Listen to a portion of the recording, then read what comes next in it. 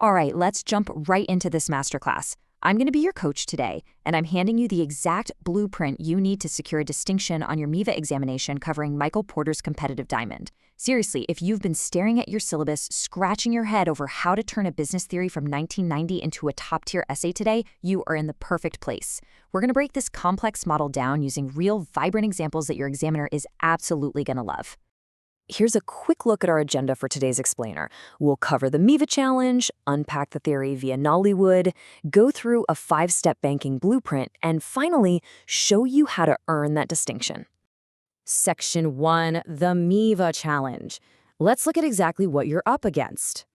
Okay, so this is the tough question your examiner will very likely throw at you. And I want you to notice the key verbs here, right? Critically evaluate and assess the limitations. They absolutely do not want you to just regurgitate a textbook definition. No way. They want to see you take a global framework and apply it to a messy, complex, local reality. By the end of this explainer, we are going to build the foolproof answer to this exact prompt. Section 2, Theory via Nollywood, looking at the 4 determinants.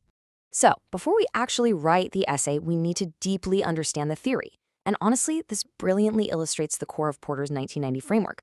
Just imagine 2 corn sellers for a second.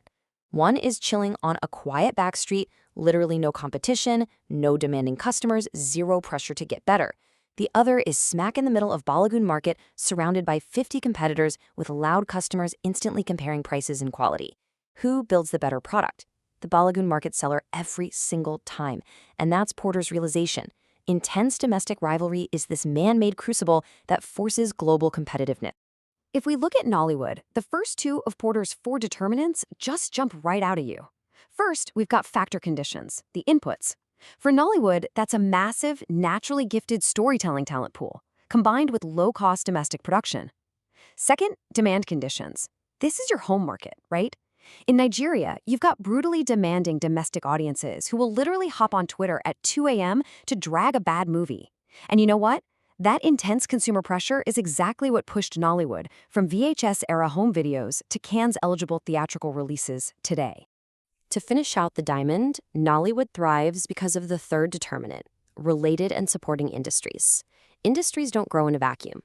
Nollywood is constantly cross-pollinating with the globally dominant Afrobeat scene and vibrant local fashion labels. And finally, the 4th, and honestly the most powerful determinant, is firm rivalry. The do-or-die competition among local studios like Ebony Life and Inkblot to capture our attention and dominate those Netflix algorithms, that forces actual production quality to double every 3 years. That is the diamond operating at full force. Moving on to Section 3, the 5-step banking blueprint. Now that we've got a handle on those 4 determinants, let's take our execution strategy and apply it directly to the Nigerian banking sector. Grab a pen, take a screenshot, do whatever you need to do because this 5-stage roadmap right here is your exact distinction-level structure. We're going to define, model, local apply, evaluate local friction, and conclude. Let's break down exactly what goes into each one. For steps 1 and 2, you've got to clearly define Porter's interdependent model and state his radical insight. You want to tell your examiner that competitive advantage is entirely man-made. It's not just sitting around waiting to be dug up like oil. You'll model out the 4 determinants we just talked about: factor conditions, demand conditions, related industries, and firm rivalry.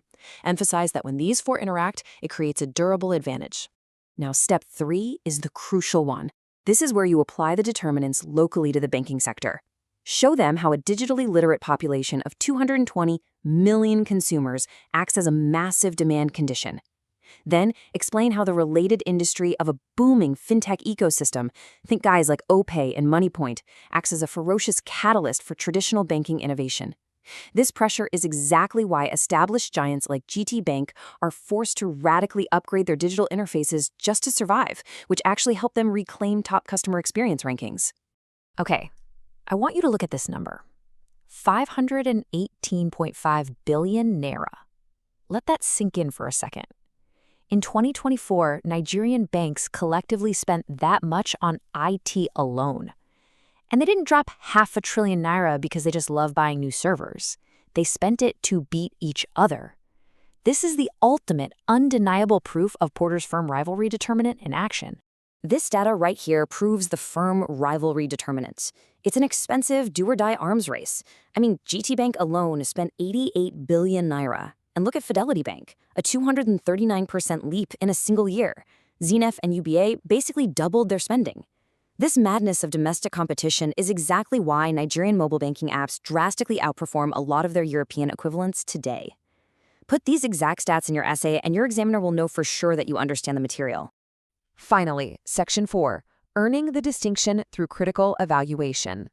Now, evaluating the friction of this model in a developing economy, this is exactly where you elevate your paper from a standard passing grade to an absolute distinction. In Step 4, you have to point out the theory's structural blind spots. See, Porter's model assumes certain baselines that just don't perfectly exist in emerging markets.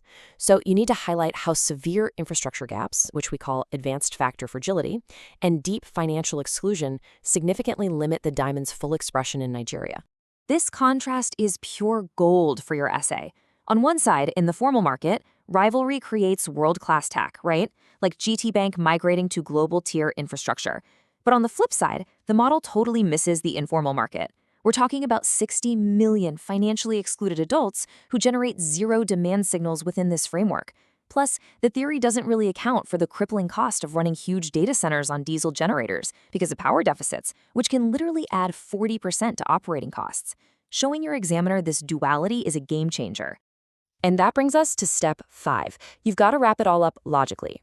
Conclude that while the diamond is highly operational in emerging markets, which we clearly saw with that multi-billion naira IT arms race, it's not flawless.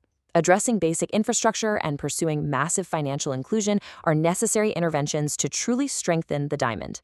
It literally requires adaptation to local realities. So follow this 5-step blueprint to the letter. Leverage the Nollywood comparisons to show your depth, drop in those exact banking IT spend numbers, and showcase the friction in the informal economy. Do all that, and you will absolutely crush this MIVA examination. Bum! That is your distinction answer. But before we wrap up, I want to leave you with this provocative thought to chew on as you study. As we constantly see these legacy models from the West meet the really dynamic, complex realities of the Global South, how else might we need to adapt our classic business theories for the future? Keep questioning, keep applying these frameworks to the world around you, and hey, good luck on that exam.